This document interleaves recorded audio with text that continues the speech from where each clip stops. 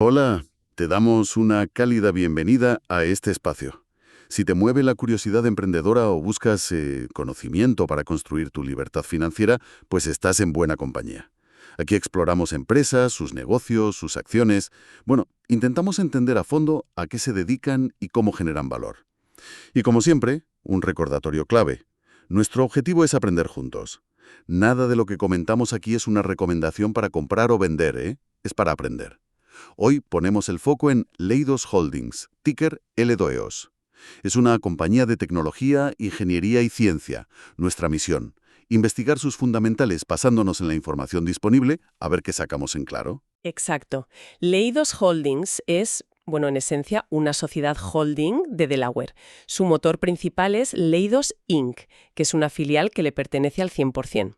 Su origen, fíjate, se remonta a 1969. La fundó el doctor Robert Beister, un físico. O sea que hablamos de más de medio siglo aplicando ciencia e ingeniería para resolver problemas complejos. No es una empresa familiar, ¿eh? El CEO actual, desde mayo de 2023, es Thomas A. Bell, que tomó el relevo de Roger A. Krohn. Y como bien decías, cotiza en la Bolsa de Nueva York con el símbolo LDOs. Y no es precisamente pequeña, ¿verdad? Estamos hablando de una compañía Fortune 500. Tiene presencia en sectores críticos: defensa, inteligencia, seguridad nacional, el ámbito civil, salud. Y no solo en Estados Unidos, también a nivel internacional. La sede está en Reston, Virginia. Y a principios de 2025, pues rondaba los 48.000 empleados. Y ojo a este dato, más de la mitad, el 52%, tienen autorización de seguridad del gobierno estadounidense. Ese dato de las autorizaciones es fundamental, sí, sí, condiciona mucho su negocio. Y para hacernos una idea de su dimensión, mira, veamos las cifras del último año fiscal completo, el 2024, que cerró en enero de 2025. Ingresos de 16.662 millones de dólares. Casi nada. El beneficio operativo fue de 1.827 millones y el beneficio neto, el que va para los accionistas, alcanzó los 1.254 millones. Esto se traduce en un beneficio por acción, el BPA diluido, de 9,22 dólares. Si miramos el balance a enero de 2025, pues tenían unos 13.104 millones en activos totales frente a 8.644 millones en pasivos. Y muy importante, el flujo de caja de las operaciones en 2024 fue fuerte, 1.392 millones. También destaca su cartera de pedidos pendientes, lo que llaman el backlog. A julio de 2025 ascendía a 46.210 millones y ojo, que la calcularon con una nueva metodología para dar más visibilidad. Son cifras potentes, desde luego, mucho volumen. Si nos fijamos en la acción LDOs en el NYSE, pues hace poco, el 17 de octubre de 2025, cotizaba sobre los 184,51 dólares. En el último año se ha movido entre un mínimo de 123,62 y un máximo de 202,90 dólares. Ha tenido volatilidad. Sí, ha tenido su recorrido. En cuanto a valoración y rendimiento, a ver, su capitalización bursátil, que es el valor total de sus acciones, ronda los 23.670 millones de dólares. El beneficio por acción de los últimos 12 meses, el LTM, es de 10,58 dólares. Esto nos da un PER, el Price to Earnings Ratio, de 17,36. Que eso es el precio de la acción dividido entre el beneficio por acción, ¿no? Básicamente, ¿cuántas veces pagas el beneficio anual? Exacto, eso es. Indica que el mercado paga algo más de 17 veces los beneficios anuales por cada acción. No es extremadamente alto ni bajo, depende del sector y las expectativas. Además, reparte un dividendo anual de 1,60 dólares por acción. La rentabilidad por dividendo es de aproximadamente un 0,86%. Y un punto relevante, la dirección ha estado recomprando acciones propias de forma bastante agresiva últimamente. Ya. Y las noticias recientes parece que acompañan, ¿no? Informaron de un primer semestre de 2025 bastante sólido, superando expectativas. De hecho, no solo reafirmaron, sino que elevaron sus previsiones para todo el año fiscal 2025. Ahora esperan ingresar entre 17.000 y 17.250 millones de dólares y obtener un BPA ajustado, el non-GAAP, entre 11,15 y 11,45 dólares. Sí, Y el margen EBITDA ajustado del segundo trimestre de 2025 también fue bueno, un 15,2%. El EBITDA, recordemos, es una medida de rentabilidad operativa antes de intereses, impuestos, depreciaciones y amortizaciones. Un margen alto aquí suele indicar buena eficiencia. Vale, pinta bien el presente, pero toda empresa tiene sus sombras. Han tenido baches recientes. Sí, claro. El momento actual parece positivo, pero es importante recordar que no todo ha sido un camino de rosas. Han tenido dificultades significativas. Por ejemplo, el deterioro en su antiguo segmento de soluciones de seguridad empresarial, el SES. En el año fiscal 2023 tuvieron que asumir un cargo contable importante de 596 millones de dólares por deterioro del goodwill, del fondo de comercio en esa unidad. El goodwill. Eso es el sobreprecio que pagas al comprar una empresa, ¿no? Por la marca, clientes. Justo. Y ese deterioro significa básicamente que tuvieron que admitir que el valor futuro esperado de ese negocio había disminuido. Las causas fueron varias: abandonar ciertos productos o países, retrasos en proyectos aeroportuarios, mayores costes de servicio. Todo muy influido por el impacto de la pandemia en la seguridad de los aeropuertos. Además, hubo otros 79 millones en deterioro de activos intangibles ese mismo año. Entendido. Es como reconocer que una inversión pasada ya no vale tanto como pensaban. Duro. ¿Y la propia pandemia de COVID-19 qué otros efectos tuvo? Pues mira, causó problemas en la cadena de suministro, como a casi todos. Generó costes que no pudieron recuperar y, lógicamente, redujo la demanda en el sector de seguridad aeroportuaria. Además, hay que sumar el impacto de una iniciativa de eficiencia del gobierno de Estados Unidos conocida como DOGE. Esto ha provocado algunas interrupciones, cancelaciones y revisiones de precios en contratos entre 2024 y 2025. Estiman que podría reducir sus ingresos de 2025 en torno a un 1%. Y creo que las fuentes también mencionaban investigaciones gubernamentales. ¿Puede ser? Correcto. Hubo una investigación interna sobre posibles violaciones de la Ley de Prácticas Corruptas en el Extranjero, la FCPA, que busca evitar sobornos a funcionarios extranjeros. Aunque el Departamento de Justicia, el DOJ, cerró su parte en diciembre de 2024, la SEC, que es el regulador bursátil, sigue con ello. Y por otro lado, el DOJ tiene abierta una investigación penal antimonopolio relacionada con 3 adquisiciones que el Leidos hizo entre 2021 y 2022. Temas delicados. Y también problemas fuera de EU, en Reino Unido, creo recordar. Sí, en 2024 tuvieron que asumir amortizaciones por mayores costes y retrasos en algunos programas allí. Eso afectó al segmento comercial internacional. Y todo esto, la verdad, subraya un riesgo estructural clave: su fuerte dependencia del gobierno de EU. Como decíamos, un 87% de los ingresos de los 2 últimos años fiscales vinieron de ahí. Es muchísimo. Esto les hace vulnerables a cambios en las prioridades políticas, a retrasos en la aprobación de presupuestos, las famosas Continuing Resolutions, que a veces paralizan la financiación, o a cancelaciones de grandes contratos. Bien, con ese contexto que es importante, vamos a meternos en faena, al corazón del negocio. ¿A qué se dedica Leidos exactamente? ¿Cuál es su propuesta? Su lema es Making Smart Smarter, algo así como hacer que lo inteligente sea aún más inteligente. En esencia, aplican ciencia, investigación e ingeniería para abordar problemas complejos a escala global. Ofrecen servicios y soluciones tecnológicas y de ingeniería. Sus clientes están en defensa, inteligencia, seguridad, el sector civil y la salud. ¿Y en qué áreas tecnológicas dicen que son especialmente fuertes? ¿Tienen alguna especialidad? Pues han definido 7 competencias técnicas clave.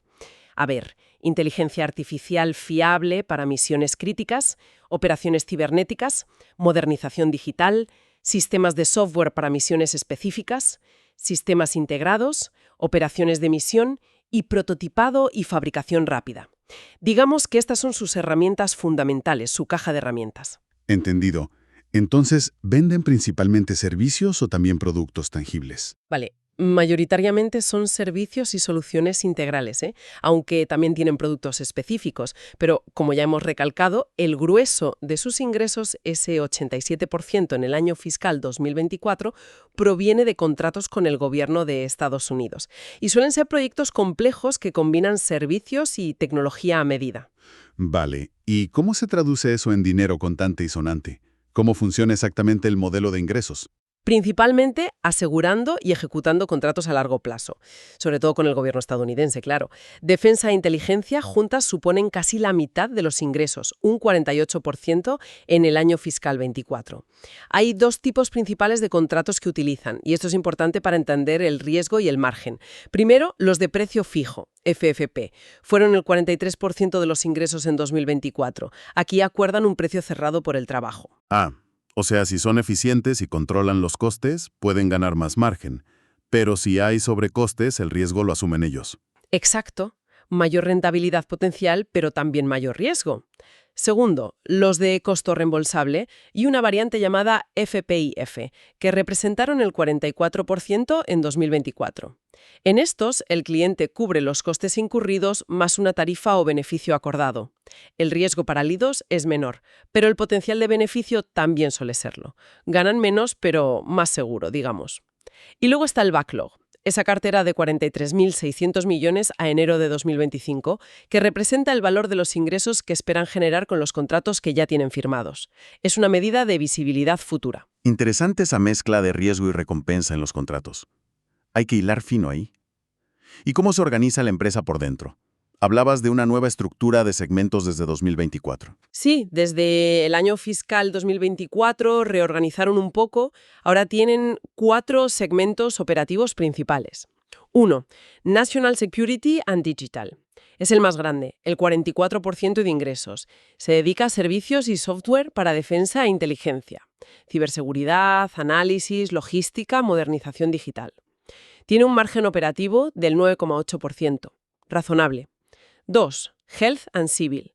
Aporta el 30% de los ingresos. Cubre salud pública, ciencias biológicas, medio ambiente y transporte. Aquí entra la gestión de historiales médicos electrónicos para defensa y veteranos, DOD-BA, servicios de salud, modernización de sistemas, incluso investigación, porque operan un laboratorio nacional contra el cáncer. Y ojo aquí, este es su segmento más rentable, con un margen operativo impresionante del 21,8%. Un 21,8%. Eso es muchísimo en este sector, ¿no? Muchísimo, sí. Es el motor de la rentabilidad. Luego 3. Commercial and International. Representa el 14% de los ingresos. Aquí entra la seguridad de infraestructuras, modernización energética y clientes comerciales e internacionales. Incluye la seguridad en aeropuertos y fronteras con tecnología de detección avanzada CT y NI y servicios en Reino Unido y Australia. Este segmento es el que sufrió el deterioro de SES y tiene un margen operativo más bajo, del 4,6%. Y 4. Defense Systems, el 12% restante. Se enfocan en prototipos rápidos y entrega de hardware y software para defensa, drones, sistemas marítimos autónomos, armas, ciberseguridad. Su margen operativo también es del 4,6%, igual que el anterior. Y luego hay una unidad corporativa para gastos generales no asignados, lo típico. Vale, queda clara la foto de los segmentos. Y estructuralmente es Leidos Holdings la matriz, y la principal operativa es Leidos Inc. Mencionaste también filiales importantes como Dynetics, que compraron en 2020, o Gibbs & Cox en 2021. Y la gestión es descentralizada por segmentos, pero con el CEO tomando las decisiones clave. Correcto. Esa estructura soporta su estrategia a largo plazo, que han llamado North Star 2030. Es una visión a 10 años que intenta anticipar las grandes tendencias globales. Se basa en 5 pilares donde quieren crecer: espacio y marítimo, con hardware disruptivo; infraestructura energética, redes eléctricas inteligentes con IA; modernización digital y ciberseguridad; software para misiones críticas, usando IA para transformar datos; y servicios de salud administrados. Suena ambicioso. Entonces, si tuvieras que resumir por qué un cliente o un inversor podría elegir Leidos frente a la competencia, ¿cuáles serían sus ventajas competitivas, su foso? Yo destacaría varias cosas. A ver. Primero, su enfoque en misiones críticas y su diferenciación tecnológica. Tienen capacidades avanzadas en áreas como IA o ciberseguridad. Internamente lo llaman sus Golden Bolts, como pernos dorados que aseguran su fortaleza tecnológica. Segundo, su apuesta por la innovación continua. La inversión en I+D propio va creciendo. Tercero, su gente. Personal muy cualificado y sobre todo con esas autorizaciones de seguridad que son una barrera de entrada importante para competidores. No cualquiera puede trabajar en ciertos proyectos. Cuarto, diría su habilidad para navegar el complejo entorno de la contratación pública. Están intentando adaptarse al agente de eficiencia del gobierno, el DOGS, y aumentando el peso de los contratos FFP, que pasaron del 36% en 2020 al 43% en 2024. Buscan mayor rentabilidad vía eficiencia y tecnología, como la IA. Y quinto, su historial de adquisiciones estratégicas para incorporar tecnología punta, como Dynetics o la más reciente Kudu Dynamics. Compran conocimiento y capacidad. Pero geográficamente siguen muy centrados en EU, ¿no has dicho? Ese 87%. Muchísimo. Sí, ese 87% de ingresos de EU en 2024 lo deja clarísimo. El mercado internacional, principalmente Reino Unido y Australia, es solo un 8%. Es un punto de diversificación que tienen pendiente sin duda. Ok, pasemos a profundizar un poco más en las finanzas. Las ventas han crecido bastante, decías, de unos 10.000 millones en 2018 a casi 17.000 en 2024. Y una aceleración del 8% en el último año. ¿De dónde viene ese crecimiento? ¿Orgánico o por compras? Es una mezcla, la verdad. Hay crecimiento orgánico, es decir, ganando nuevos contratos y aumentando el volumen de trabajo en los que ya tenían. Pero también hay un componente importante de crecimiento inorgánico, a través de esas adquisiciones clave que hemos mencionado. Dynetics y SDA en 2020, 1901 Group y Gibbs & Cox en 2021.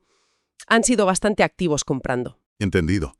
¿Y tienen capacidad para fijar precios altos? ¿O la competencia aprieta mucho? Es limitada, sinceramente. El sector es muy competitivo. El gobierno, que es su principal cliente, suele adjudicar contratos a múltiples empresas, lo que presiona los precios a la baja. Y siempre existe el riesgo de que el cliente decida hacer el trabajo internamente. Sin embargo, intentan contrarrestarlo con esa apuesta por los contratos FFP, donde si son eficientes pueden ganar más margen, y diferenciándose por tecnología. Claro que en los FFP el riesgo de que la inflación se coma a los márgenes es mayor para ellos. También hay cierta estacionalidad. El tercer trimestre suele ser más fuerte por el cierre del año fiscal del gobierno y el cuarto más flojo por las vacaciones y festivos. Hablemos de márgenes. Mencionaste esa recuperación espectacular en 2024 después de la caída en 2023 por el deterioro de ESES.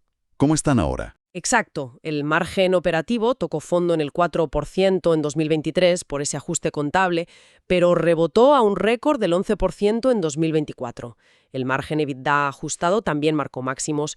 Esto muestra que, quitando ese impacto extraordinario, la rentabilidad subyacente del negocio es sólida, especialmente en el segmento de salud y civil, que tiene esos márgenes tan altos y demuestra buen apalancamiento operativo. O sea que cuando los ingresos crecen, los beneficios crecen aún más rápido. Comparado con el sector, sus márgenes son fuertes, sí. Y otro punto fuerte que comentabas era el flujo de caja libre, el FCF. ¿Que convierten bien el beneficio en caja? Sí. Se fijan mucho en el flujo de caja operativo. Pasó de 768 millones en 2018 a casi 1.400 millones en 2024. Ha crecido mucho, aunque puede variar de un año a otro por temas de calendario de pagos, impuestos aplazados tipo CARES Act, litigios, cobros, bueno, lo normal en empresas grandes. Lo realmente notable es su ratio de conversión de FCF. En 2024 fue del 100% y en el segundo trimestre de 2025 del 110%.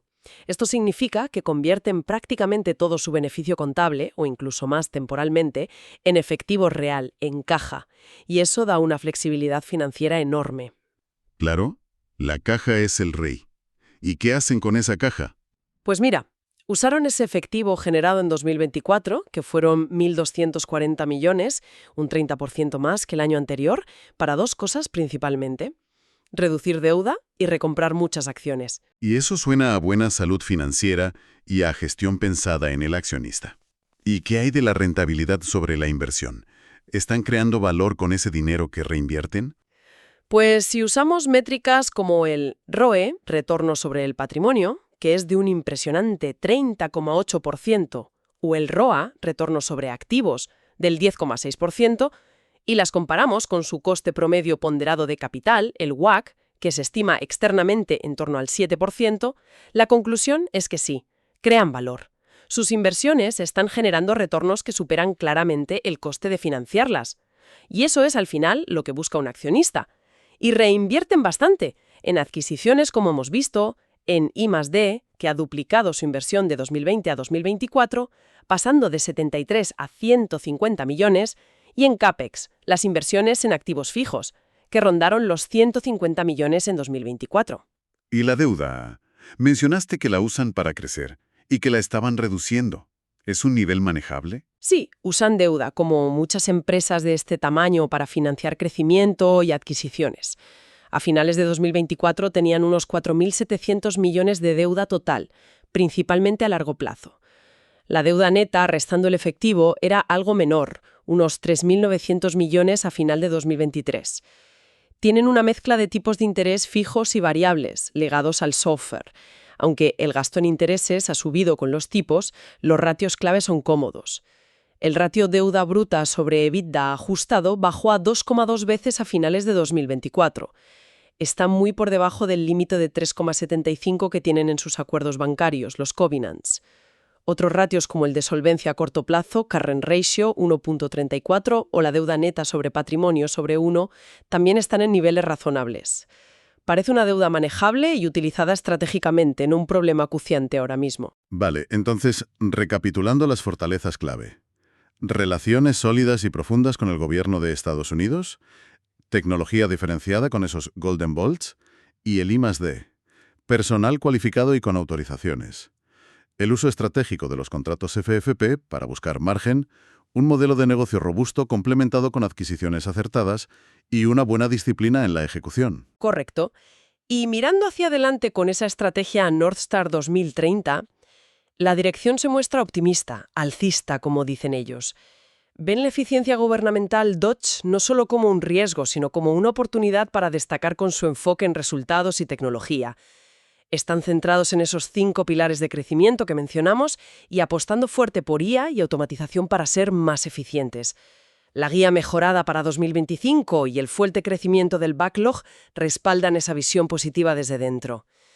Y sus prioridades para el capital generado son claras: seguir recomprando acciones de forma agresiva, hacer adquisiciones selectivas, bolt-on, pequeñas y estratégicas, y buscar el crecimiento del BEPA a largo plazo para el accionista. Hablemos un poco del sector en el que operan. Tecnología, ingeniería, ciencia, enfocado en gobierno. ¿Cómo es la competencia ahí? ¿Hay muchos jugadores? Es un mercado muy competitivo y además fragmentado. Leidos compite contra otros gigantes de servicios gubernamentales. Piensa en Lockheed Martin Services, Booz Allen Hamilton, etc. Contra empresas más pequeñas y muy especializadas en nichos concretos, incluso contra las propias agencias gubernamentales que a veces deciden desarrollar capacidades internas en lugar de subcontratar. La competencia se libra en múltiples frentes. ¿Quién tiene la mejor tecnología, el personal más cualificado, quién innova más rápido, los costes, la reputación y, por supuesto, el precio en las licitaciones? Es una batalla constante. ¿Y Leidos qué posición ocupa en esa batalla? ¿Es un líder claro o uno más? Es un jugador muy importante, sin duda. Es una compañía Fortune 500. Eso ya indica su tamaño. Aunque no hay una cifra única de cuota de mercado global porque el sector es muy diverso, sí son líderes reconocidos en nichos específicos. Por ejemplo, en sistemas de detección para seguridad en aviación, en inspección no intrusiva para aduanas, en operaciones cibernéticas para el gobierno federal, también en la red de salud de veteranos o en vehículos submarinos no tripulados, UVs. En esas áreas son referentes. Y ese backlog de más de 46.000 millones da una idea de su relevancia y la confianza que les tienen sus clientes. ¿Y cómo ves el momento actual del sector? ¿Está en auge, estancado, en crisis? Yo diría que es dinámico. Está muy ligado, como es lógico, a las prioridades y presupuestos del gobierno. Y eso introduce incertidumbre.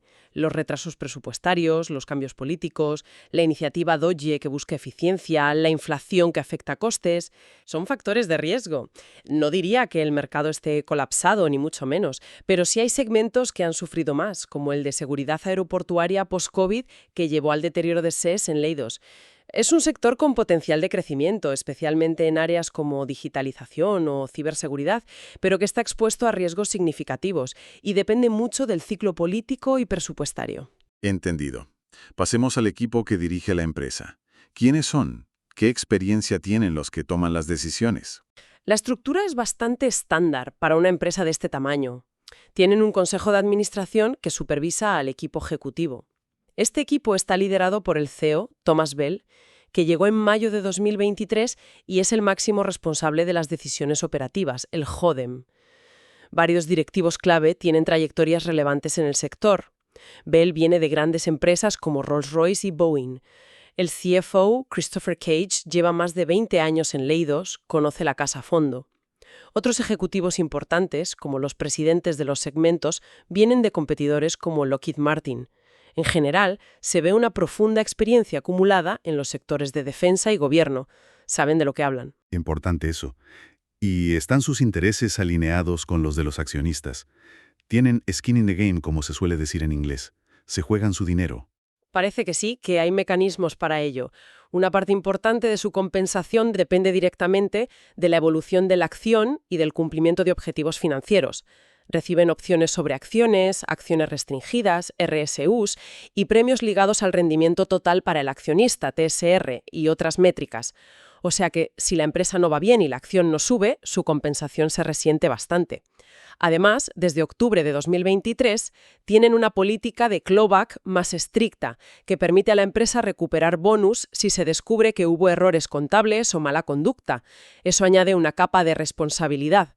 ¿Y cómo valoraría su gestión reciente, desde que llegó el nuevo CEO? Pues bajo Thomas Baer, que lleva poco más de un año, se percibe una gestión bastante disciplinada, centrada en resultados. Los resultados financieros recientes son buenos, como hemos visto.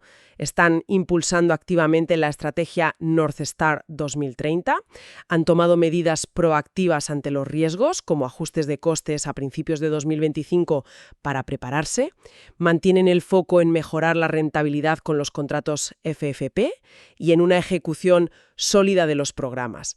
Las adquisiciones de Dynitis y Kudu, Dynamics, parecen estratégicas y bien pensadas para reforzar tecnología, y la realineación de segmentos busca optimizar la operativa. Parece que están tomando decisiones lógicas, y su política de recompra de acciones ha sido muy decidida. Invirtieron 850 millones en recompras en el año fiscal 2024. Y lanzaron otro programa acelerado de 500 millones a principios de 2025. Han superado incluso sus compromisos iniciales. Esto devuelve mucho capital a los accionistas y ayuda a contrarrestar la dilución que siempre genera la compensación en acciones a los empleados y directivos. No hay señales en las fuentes de que estén emitiendo nuevas acciones de forma sospechosa para financiarse, lo cual es positivo. Vale, suena a una gestión bastante activa y orientada al accionista. Pero toda empresa, por bien gestionada que esté, tiene riesgos. ¿Cuáles son los principales para Leidos? Vamos a repasarlos. El número 1, sin duda, y ya lo hemos mencionado varias veces, es su enorme dependencia del gobierno de EU. Es el elefante en la habitación. Cualquier recorte presupuestario importante, cambios drásticos en las prioridades políticas, imagina un cambio de administración con ideas muy diferentes, retrasos continuos en la financiación, las Continuing Resolutions, o la cancelación de contratos grandes, puede tener un impacto directo y muy significativo en sus ingresos y beneficios. Claro, es el 87% del negocio. Luego están los riesgos regulatorios y legales, imagino. Mencionaste investigaciones. Sí, exacto. Están sujetos a auditorías constantes de sus contratos por parte de agencias gubernamentales como la DCA o la DCMA, siempre bajo la lupa. Tienen esas investigaciones abiertas por posible violación de la FCPA, ley anticorrupción, y por temas antimonopolio relacionados con adquisiciones. Aunque una parte se cerró, la otra sigue. Deben gestionar con mucho cuidado los posibles conflictos de interés, lo que llaman OCI, que podrían impedirles optar a ciertos contratos si ya trabajan en otro relacionado. Y, por supuesto, tienen que cumplir normativas muy estrictas de privacidad de datos, como el GDPR en Europa o la HIPAA en el sector salud de Estados Unidos. Un fallo aquí puede costar muy caro. A nivel operativo, ¿qué podría salir mal en el día a día del negocio? Pues mira, los sobrecostes en los contratos de precio fijo, FFP, son un riesgo constante. Si calculan mal o surgen imprevistos, el margen se va al traste y lo asumen ellos. El riesgo de tener que volver a registrar deterioros de goodwill o intangibles, como pasó con el segmento SES, existe. Si otras partes del negocio o futuras adquisiciones no cumplen las expectativas, podrían tener que hacer ajustes contables similares. Problemas en la cadena de suministro o picos de inflación pueden impactar los costes, sobre todo en los contratos FFP. Y un fallo grave en sus sistemas, por ejemplo, en los sistemas de detección de seguridad que instalan en aeropuertos o fronteras, podría acarrear responsabilidades enormes, demandas millonarias y un daño reputacional terrible. ¿Y la competencia y el talento? Que son clave en un sector tan basado en el conocimiento y las personas. Totalmente. Atraer y retener personal cualificado, sobre todo con las codiciadas autorizaciones de seguridad, es un desafío constante. Hay una competencia feroz por estos perfiles. Esta competencia también presiona en los precios a la baja en las licitaciones. Siempre existe el riesgo de no ganar contratos importantes que esperaban, o incluso de perderlos después de haberlos ganado, si un competidor protesta la adjudicación y tiene éxito. Y para terminar con los riesgos, los tecnológicos y cibernéticos, en una empresa de tecnología serán cruciales. Fundamentales, sí. Manejan información muy sensible, tanto propia como de sus clientes gubernamentales y de defensa. Esto les convierte en un objetivo muy atractivo para ciberataques y brechas de datos. Un incidente grave sería catastrófico. La tecnología avanza muy rápido, quedarse atrás, la obsolescencia tecnológica, es un riesgo real si no invierten continuamente en innovación y en actualizar sus capacidades. El uso creciente de inteligencia artificial, aunque es una oportunidad, también introduce nuevos desafíos. El riesgo de algoritmos sesgados, la necesidad de cumplir con una regulación que está en constante cambio. Y, por supuesto, cualquier fallo en sus propios sistemas informáticos internos o en los de sus proveedores clave podría paralizar partes importantes del negocio. Bien, un panorama completo de riesgos. Llegamos entonces al punto de la valoración. ¿Qué opinan los analistas externos que siguen la acción? Pues el consenso general de los analistas que cubren Leidos es de compra. El precio objetivo medio que le asignan ronda los $198,5. Si lo comparamos con el precio reciente que comentamos, unos $184,5, pues sugiere un potencial de subida de algo más del 7%. No es espectacular, pero es positivo. Desde dentro, la dirección proyecta confianza con su estrategia North Star 2030. Y el hecho de que hayan superado objetivos previos y elevado la guía para 2025 refuerza esa visión optimista interna. Y si miramos los múltiplos de valoración, mencionaste antes un PER de 17,36. ¿Cómo se compara con su historia o el sector? Pues ese PER del 17,36 está ligeramente por encima de su media histórica, que según las fuentes era de 16,63. Así que por PER no parece una ganga histórica. Otros múltiplos, como el EV/EBITDA, valor de empresa sobre EBITDA, que está en 12,32, se considera relativamente alto para este sector de servicios gubernamentales. El EBFCF, valor de empresa sobre flujo de caja libre, está en 16,77, que es razonable tirando alto también. Y el ratio PEG, que compara el PER con el crecimiento esperado de beneficios, está en 1,92. Un PEG por encima de 1, y especialmente cercano a 2, suele sugerir que el precio actual ya descuenta bastante crecimiento futuro o que podría estar algo sobrevalorada respecto a las expectativas de crecimiento. O sea que los múltiplos no gritan barato, ¿no? No, la verdad es que no. Indican una valoración bastante completa, quizás incluso algo exigente. ¿Y cómo encaja esto con la asignación de capital que comentabas antes? Las recompras, los dividendos. Pues parece que el mercado, a pesar de esos múltiplos, valora positivamente esa disciplina en la asignación de capital. Valora las fuertes recompras de acciones, los dividendos crecientes durante 6 años consecutivos, las adquisiciones que parecen estratégicas y no desmesuradas, y la reducción del nivel de deuda. Son señales de buena gestión financiera. Y como dijimos antes, los retornos que obtiene sobre el capital invertido, ROE, ROA, son bastante sólidos y superan su coste de capital, WACC, lo que indica que, a pesar de la valoración, sí están creando valor para el accionista. Exacto. Están generando más rentabilidad de lo que les cuesta financiarse. Entonces, la conclusión sobre si está cara o barata es complicada. Es una imagen mixta, la verdad. Si miras solo los múltiplos, podrías decir que está valorada de forma bastante completa, quizás incluso algo cara respecto a su historia y al crecimiento esperado. No parece una oportunidad obvia de compra si solo buscas valoración pura y dura, pero, por otro lado, su rendimiento operativo reciente es muy fuerte, su posición estratégica en mercados clave es sólida, tienen una hoja de ruta clara con North Star 2030 y están devolviendo mucho capital a los accionistas de forma consistente. Así que requiere poner en la balanza esos factores cualitativos y ejecución frente a los múltiplos cuantitativos. No hay una respuesta fácil. Lo que nos lleva perfectamente a la conclusión final de este análisis. No hay respuestas fáciles en inversión. Exacto. El propósito hoy era precisamente ilustrar cómo podemos abordar el análisis fundamental de una empresa. Hemos usado sus propios informes, sus comunicaciones, conferencias. Queríamos mostrar un método, una forma de trabajar para entender qué hace la empresa, cómo gana dinero, cuáles son sus fortalezas y debilidades. Ha sido, sobre todo, un ejercicio didáctico. Queríamos enseñar cómo se puede analizar. Y la advertencia más importante, que no nos cansaremos de repetir. Esto, insistimos, no es una recomendación de inversión, ni de compra ni de venta. Hemos profundizado bastante hoy, pero un análisis completo para tomar una decisión de inversión requiere mucho más trabajo personal. La decisión final de invertir o no es absolutamente personal e intransferible. Totalmente de acuerdo. Para llegar a tener la convicción necesaria para poner tu propio dinero en una empresa, hace falta un trabajo personal mucho más extenso y profundo. Hay que resolver todas las dudas que te queden sobre el modelo de negocio, sobre cómo genera valor real, sobre si la directiva está realmente alineada con tus intereses como accionista. Hay que estar completamente seguro antes de dar el paso. El mensaje final es claro. No inviertas porque lo diga un informe, ni siquiera porque lo hayamos analizado aquí. Utiliza la información para aprender, para tener un punto de partida. Pero investiga por tu cuenta, a fondo, haz tus propios números, tu propia reflexión, antes de tomar cualquier decisión. La mejor inversión es siempre la que haces primero en tu propio conocimiento.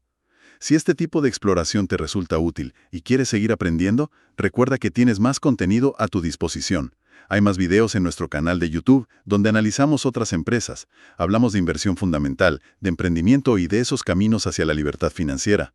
Encontrarás también más análisis en audio como este en la plataforma donde nos estés escuchando ahora mismo. Y los informes fundamentales más completos y detallados los tienes en nuestra página web. Si quieres todos los detalles de este análisis sobre Leidos, puedes descargar el informe completo. Encontrarás el enlace en la descripción de este audio o en los comentarios, donde lo dejaremos fijado. Te animamos también a seguirnos en redes sociales, donde compartimos novedades y más contenido cada semana. Y si prefieres un resumen más visual, busca el vídeo sobre este mismo análisis en nuestro canal de YouTube. Y eso es todo por esta vez. Ha sido un placer compartir este rato. Muchas gracias por acompañarnos. Hasta la próxima semana.